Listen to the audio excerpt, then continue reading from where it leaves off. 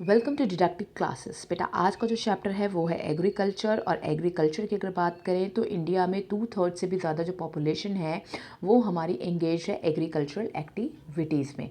ठीक है, एग्रीकल्चर क्या है? एक प्राइमरी एक्टिविटी है। एक्टिविटी की बात करें तो भाई 3 प्रकार की एक्टिविटी होती हैं। एक होती है प्राइमरी, एक होती है सेकेंडरी, एक होती है टर्शरी। तो जो एग्रीकल्चर है वो कैसी एक्टिविटी है? वो हमारी प्राइमरी एक्टिविटी है। ठीक है, जो भी हम इंडस्ट्रीज़ वगैरह होती हैं या कुछ होती हैं जहाँ पे हम मैन्युफैक्चरिंग वाला काम करते हैं, वो पूरी की पूरी हमारी सेकेंडरी एक्टिविटी है। जहाँ पे हम बिज़नेस सेलिंग और ट्रांसपोर्टेशन वगैरह का काम करते हैं उसे हम टर्शरी एक्टिविटी बोलते हैं। तो जो एग्रीकल्चर है वो कौन सी एक्टिविटी हुई? प्राइमरी एक्टिविटी हुई। ठीक है, तो मैक्सिमम लोग भाई आज भी यहाँ पे इन्वॉल्व हैं एग्रीकल्चर में, और India is a agricultural country आज भी। ठीक है, अच्छा यहाँ पे हम टाइप ऑफ फार्मिंग की बात करेंगे। टाइप ऑफ फार्मिंग की बात करते हैं तो उससे पहले आपको एग्रीकल्चर समझना बहुत ज़रूरी है कि एग्रीकल्चर क्या होता है। तो आप सिंपल सी बात करेंगे, the cultivation of crop is known as agriculture. The cultivation of crop and the rearing of animal या the livestock is called agriculture. अब टाइप्स ऑफ फार्मिंग की बात करेंगे तो एग्रीकल्चर की अगर फार्मिंग या एग्रीकल्चर की बात करते हैं तो हमारे यहाँ पे 2 तरह की एग्रीकल्चर होती है। एक होती है सबसिस्टेंस फार्मिंग जिसमें हम प्रिमिटिव की भी बात करेंगे, और एक होती है कमर्शियल फार्मिंग। तो ज़रा प्रिमिटिव सबसिस्टेंस फार्मिंग की अगर हम बात कर लें तो देख लेते हैं क्या बोला जा रहा है। तो इस प्रकार की जो एग्रीकल्चर है ना, ये आज भी बहुत सारे पॉकेट्स में इंडिया में होती हैं। यहाँ पे बेसिकली हम स्मॉल पैचेस ऑफ लैंड को यूज़ करते हैं। प्रिमिटिव टूल यानी ओल्ड टूल्स, प्रिमिटिव का मतलब होता है ओल्ड, ओल्ड टूल्स को यूज़ करते हैं, लाइक होए, डोए एंड डिगिंग स्टिक। ये 3 नाम याद रखना, होए, डोए और डिगिंग स्टिक की बात कर रहे हैं। ठीक है, with the help of family and labours की मदद से हम ये काम करते हैं। यहाँ पे देख लेना, कोई भी मशीन वशीन हम लोग यूज़ नहीं कर रहे हैं। और ये इस टाइप की फार्मिंग में टोटली जो किसान होता है वो डिपेंडेंट होता है मानसून पे, बारिश कब आएगी, बारिश कब आएगी, इस टाइप की मानसून पे हम डिपेंड होते हैं। और हम सॉइल की टोटली नेचुरल कंडीशन पे डिपेंड करते हैं, मतलब जो भी एनवायरनमेंट कंडीशन होता है ना, हम उस पर टोटली डिपेंडेंट करते हैं। और इसी टाइप की एग्रीकल्चर को हम स्लैश एंड बर्न एग्रीकल्चर भी बोलते हैं। आसाम में इस टाइप की कल्टीवेशन को हम झूम कल्टीवेशन भी बोलते हैं। ठीक है, अब झूम कल्टीवेशन या स्लैश एंड बर्न एग्रीकल्चर क्या होती है तो वो देखो। तो जब सॉइल का फर्टिलिटी हमारा डिक्रीज़ होने लगता है बेसिकली, तो फार्मर क्या करते हैं, वो अपने आप को शिफ्ट करते हैं और जो स्मॉल पैचेस ऑफ लैंड होता है ना, जिस पे कुछ पेड़ पौधे उगे रहते हैं, इनको क्या करते हैं, इनको आग लगा देते हैं, मतलब जला देते हैं। जलाने के बाद जो राख बचती है उसको वो डिगिंग करते हैं, मतलब खुदाई करते हैं। खुदाई करके उसमें फिर हम क्रॉपिंग करते हैं। तो इस टाइप की जो एग्रीकल्चर होती है उसे हम बोलते हैं शिफ्टिंग कल्टीवेशन, और इसी को हम बोलते हैं स्लैश एंड बर्न एग्रीकल्चर। ठीक है, तो हर कुछ समय बाद, कुछ साल बाद हम यही सेम प्रोसेस अगली ज़मीन पे भी करते हैं। ठीक है, तो यहाँ पे अगर हम बात करेंगे इस टाइप की एग्रीकल्चर में हम कोई भी फर्टिलाइज़र्स यूज़ नहीं कर रहे हैं। मॉडर्न इनपुट्स का मतलब होता है कि हम यहाँ पे कोई मशीन वशीन या फर्टिलाइज़र्स, पेस्टिसाइड्स का यूज़ नहीं कर रहे हैं। और ये जो चीज़ होती है वो डिफरेंट नाम से डिफरेंट पार्ट ऑफ कंट्री में जानी जाती है। जैसे झूमिंग हमारा northern eastern states like Assam, Meghalaya, Mizoram, Nagaland में जानी जाती है। पोमलाओ मणिपुर, दीपा बस्तर में, और डिस्ट्रिक्ट ऑफ छत्तीसगढ़ में जानी जाती है। अंडमान और निकोबार आइलैंड में भी जानी जाती है। पता है, इनमें से जो इम्पोर्टेंट चीज़ है वो झूमिंग का है, बाकी ऐसा कुछ इम्पोर्टेंट नहीं है। ठीक है, झूमिंग की अगर हम बात करें तो इस कल्टीवेशन को अलग अलग कंट्री में हम और किस नाम से जानते हैं, अपनी कंट्री का, अपने उसका तो देख लिया, बाकी डिफरेंट कंट्रीज़ में किस नाम से जानते हैं। तो इट्स वेरी सिंपल, यहाँ पे हम बात करेंगे मिल्पा मैक्सिको और सेंट्रल अमेरिका में जानी जाती है। इम्पॉर्टेंट है मिल्पा। ठीक है, सेंट्रल अमेरिका और मैक्सिको में जाना जाता है। कुनुको वेनेजुएला में दिया जाता है। रोका ब्राज़ील में जाया जाता है। मोजुल आपका सेंट्रल अफ्रीका में। लदांग इंडोनेशिया में। रे वियतनाम में। रे एंड वियतनाम फिर भी इंटरनल एग्जाम में पूछ लिया जाता है, तो वियतनाम का कर लेना, ब्राज़ील का कर लेना बेटा, और मिल्पा कर लेना। ये 3 तो पक्का कर ही लेना। दोबारा बोल रही हूँ, मिल्पा कर लो आप। मिल्पा के बाद आप एक रोका कर लेना ब्राज़ील वाला, और एक लदांग इंडोनेशिया वाला, और रे वियतनाम वाला कर लेना। ठीक है, लोकल नेम ऐसा सच नहीं आता है, लेकिन बेवार और दैया आप मध्य प्रदेश का देख लेना। ठीक है, बाकी और कुछ करने की ज़रूरत नहीं है। ठीक, आगे हम बढ़ेंगे, यहाँ पे देख लेते हैं क्या बोला है। नॉर्दर्न ईस्टर्न स्टेट में झूमिंग कहा जाता है, ये देख लेना। राइट, आगे हम यहाँ पे बात करेंगे इंटेंसिव सबसिस्टेंस फार्मिंग, मतलब उसी प्रिमिटिव का ही पार्ट है इंटेंसिव सबसिस्टेंस फार्मिंग। यहाँ पे हम उन एरियाज़ में खेती करेंगे जहाँ पे पॉपुलेशन का प्रेशर लैंड पे ज़्यादा होता है।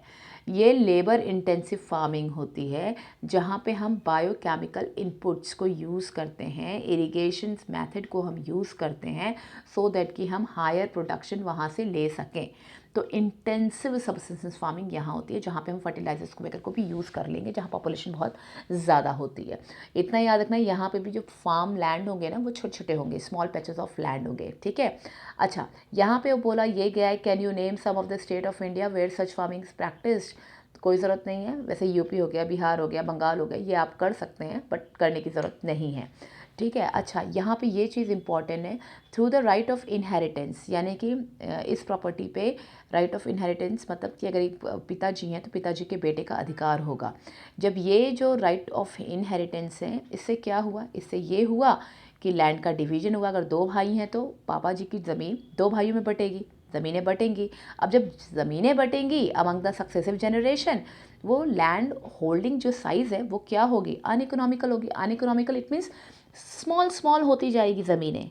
जो जितनी बड़ी लैंड होगी वहाँ पे उतना ज़्यादा आउटपुट निकलेगा। अब जब आउटपुट ज़्यादा निकलेगा तो वो से भाई हम कुछ खाएंगे और कुछ बेचेंगे, लेकिन जब ज़मीनें ही छोटी हो जाएंगी तो हम क्या खाएंगे क्या बेचेंगे, तो वो जो चीज़ें ज़मीनें हैं वो अनइकोनॉमिकल हो जाएंगी, ठीक है। लेकिन जो फार्मर है वो क्या करेगा, कंटिन्यू करेगा मैक्सिमम आउटपुट लेने की, ज़्यादा से ज़्यादा फसल निकले भाई, ठीक है, सो दैट कि मेरा लाइवलीहुड का सोर्स भी हो जाएगा, प्लस सरप्लस अमाउंट में बाज़ार में बेच भी दूंगा। तो इसी ढंग से एग्रीकल्चरल लैंड पे बहुत तगड़ा प्रेशर होता है इंटेंसिव सबसिस्टेंस फार्मिंग में। अब हम बात करेंगे कमर्शियल फार्मिंग। कमर्शियल फार्मिंग नाम से पता चल रहा है कि it is basically we are doing it for our commercial purpose. हम यहाँ पे फ़ायदे के लिए फार्मिंग करेंगे, जैसे हम प्लांटेशन फार्मिंग भी इसी का प्रकार होगा। कैसे पढ़ेंगे, देखो ज़रा, यहाँ पे इसका जो मेन कैरेक्टरिस्टिक्स है वो क्या है, यहाँ पे हम higher dose of modern inputs use करेंगे। मॉडर्न इनपुट्स मतलब क्या, अपने खेतों में हम क्या लगाएंगे, high yielding variety of seeds रखेंगे। याद रख करो 9th क्लास ग्रीन रेवोल्यूशन हमने पढ़ा था ना, उसमें हमने high yielding variety of seeds को यूज़ किया था। मतलब ऐसे सीड्स जिनसे ज़्यादा आउटपुट निकलता है। केमिकल फर्टिलाइज़र्स को हम यूज़ करेंगे, इंसेक्ट्स को मारने वाली दवाइयों को जिसे हम इंसेक्टिसाइड्स बोलते हैं, पेस्टिसाइड्स बोलते हैं, ठीक है, सो दैट कि हमारा प्रोडक्टिविटी हाई निकले। तो यहाँ पे हाईली कमर्शलाइजेशन होता है एग्रीकल्चर का, अधिक से अधिक पैसा कमाया जाता है। फॉर एग्जांपल राइस की अगर हम बात करें तो वो कमर्शियल क्रॉप है हरियाणा की, पंजाब की, लेकिन उड़ीसा की ये सबसिस्टेंस क्रॉप है। सबसिस्टेंस क्रॉप मतलब वहाँ के लोग राइस को खाने के पर्पज़ में यूज़ कर सकते हैं, बेचने के पर्पज़ में नहीं। हरियाणा में जो राइस है मतलब वहाँ पे लोग खाते ज़्यादा हैं राइस, ये बात करेंगे, ठीक है। राइस मतलब हरियाणा पंजाब में मैक्सिमम लोग व्हीट खाते हैं, तो व्हीट क्या हुई, हरियाणा पंजाब की सबसिस्टेंस क्रॉप हुई। राइस क्या है, कमर्शियल क्रॉप। सेम उड़ीसा में जो राइस है वो आपकी सबसिस्टेंस क्रॉप है क्योंकि लोग वहाँ पे ज़्यादा खाते हैं, और व्हीट वहाँ पे कमर्शियल क्रॉप होगी, ठीक है। तो इस चीज़ को बेटा आप याद रखेंगे, राइट। अच्छा, यहाँ पे हम यहाँ पे देखेंगे, ये थोड़ा पेज हमारा नीचे हो गया है, देखते हैं। ये इम्पैक्ट ऑफ ग्लोबलाइजेशन वगैरह इस बार सीबीएसई ने ऑमिट कर दिया है, तो ये सब हमें करने की ज़रूरत नहीं पड़ेगी, ठीक है। तो ज़्यादा टफ नहीं है ये चैप्टर। अगर ये चैप्टर आप बड़े आराम से रीड भी कर लेते हैं तो भी बड़े आराम से इसमें आपके नंबर आ जाएंगे, जितने भी मार्क्स का हमारा ये चैप्टर होता है। लिटिल बिट कन्फ्यूजन होती है बच्चों को, कमर्शियल हो गया, प्लांटेशन हो गया, राबी हो गया, खारिफ हो गया, इनमें। चलिए आगे हम यहाँ पे देखेंगे, प्लांटेशन की बात करते हैं। Plantation is also a type of commercial farming, as I told you earlier that plantation भी एक कमर्शियल फार्मिंग का प्रकार है।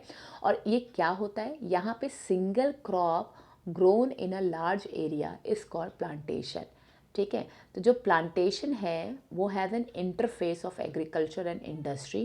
Plantation cover large tract of land जहाँ पे तगड़ी तगड़ी ज़मीनें होती हैं।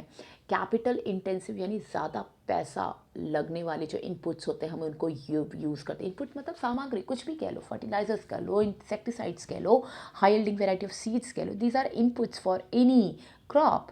ठीक है। अब with the help of migrant labourer it means Bihar से उठा लिया कुछ लेबरर्स को हमने, पंजाब से उठा लिया, मध्य प्रदेश से उठा लिया, छत्तीसगढ़ से उठा लिया, मतलब ऐसे लेबर जो इन फार्म में काम करते हैं उनसे हम माइग्रेंट लेबरर बोलते हैं। ठीक है, जो दूर दूर स्टेट से आकर के इन फार्म में काम करते हैं। ठीक है, raw material use is a raw, मतलब यहाँ पे हम इसे प्रोड्यूस करने के लिए रॉ मटेरियल को भी यूज़ करते हैं। इंडिया की बात करें तो बेटा ये हमारे क्या हैं, ये हमारे प्लांटेशन क्रॉप हैं। इसे कट हो गया है but this are not cut by me. यहाँ पे हम टी, कॉफ़ी, रबड़, शुगर केन, बनाना, ये क्या है, ये हमारी प्लांटेशन क्रॉप है। इंपॉर्टेंट है, इसे रट लेना। ठीक है, इनफैक्ट रबड़ भी आपका क्या है, प्लांटेशन क्रॉप है। ठीक है, टी असम का हो गया, नॉर्थ बंगाल में कॉफ़ी हो गई, जैसे सिलीगुड़ी वगैरह है हमारा, ये सब सिलीगुड़ी ना, हाँ दार्जिलिंग हो गया, ये नॉर्थ बंगाल में बहुत ज़्यादा कॉफ़ी की मात्रा हम बोल सकते हैं। वहाँ पे चाय के बागान भी, टी के बागान भी हमें देख सकते हैं। कर्नाटक की बात करें तो कर्नाटक में इम्पॉर्टेंट प्लांटेशन क्रॉप्स हम बड़ी ईजिली देख सकते हैं। Since the production is mainly for a market, a well-developed network of transport and communication connecting the plantation area, कुल मिला के हम ये बोल सकते हैं प्लांटेशन के डेवलपमेंट के लिए हमें ट्रांसपोर्टेशन सिस्टम, कम्युनिकेशन सिस्टम सबकी बहुत ज़्यादा इम्पोर्टेंस होती है। तो आज के लेक्चर में हमने क्या देखा, आज के लेक्चर में बेसिकली हमने टाइप्स ऑफ फार्मिंग देखा, और टाइप्स ऑफ फार्मिंग में हमने सबसिस्टेंस फार्मिंग और कमर्शियल फार्मिंग के पार्ट्स देखे। बहुत बार क्वेश्चन आ जाता है what is the difference between subsistence farming and the commercial farming, 5 number का मोटा मोटा क्वेश्चन आ जाता है, तो बड़ी ईजिली आप कर सकते हैं। नेक्स्ट लेक्चर में आपको आगे का क्रॉपिंग पैटर्न और मेजर क्रॉप्स के बारे में हम बताएंगे, और कोशिश करेंगे कि ये पूरा का पूरा चैप्टर अगले लेक्चर में हम ख़त्म कर दें। तब तक के लिए थैंक यू।